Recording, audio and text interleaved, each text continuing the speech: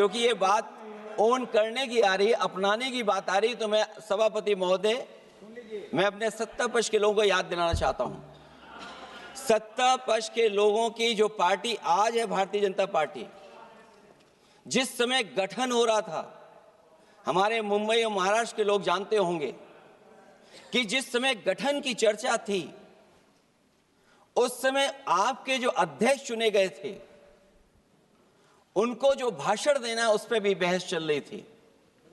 और बहस इस बात की थी कि भारतीय जनता पार्टी सेकुलर रास्ते पे जाएगी, सोशलिस्ट रास्ते पे जाएगी कि नहीं जाएगी। तमाम विरोध के बाद भी उस समय के उनके राष्ट्रीय अध्यक्ष जो चुने गए थे, उन्होंने वही रास्ता अपनाया अपने भाषण में। समाजवादी आंदोलन, समाजवादी विचारधारा और सेकुलर रास्ता अपनाया। और वही नहीं, जो उनका मंच था,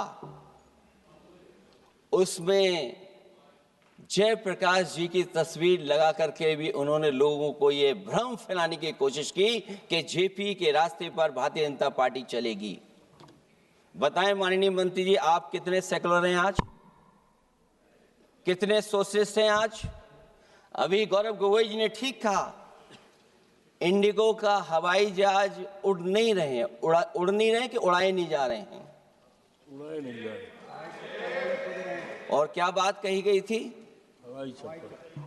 कि गरीब भी उसमें चल सकेगा। इसलिए सभापति महोदय, मैं बात दूसरी तरफ नहीं ले जाना चाहता हूं।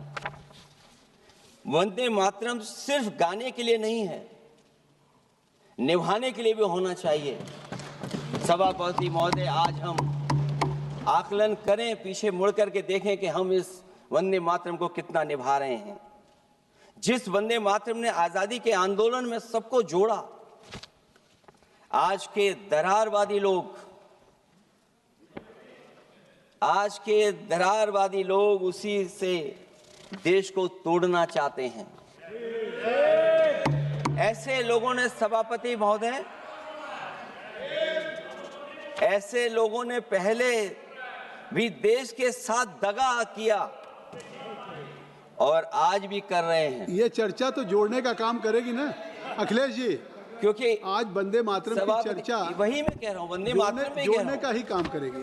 वंदे मातरम कोई दिखावा नहीं है, ना ही राजनीति का विषय है।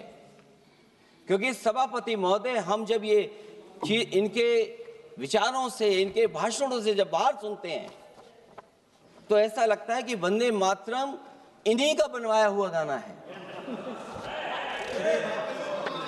जिन्होंने, सभापति महोदय, जिन्होंने आजादी के आंदोलन में भाग ही नहीं लिया है,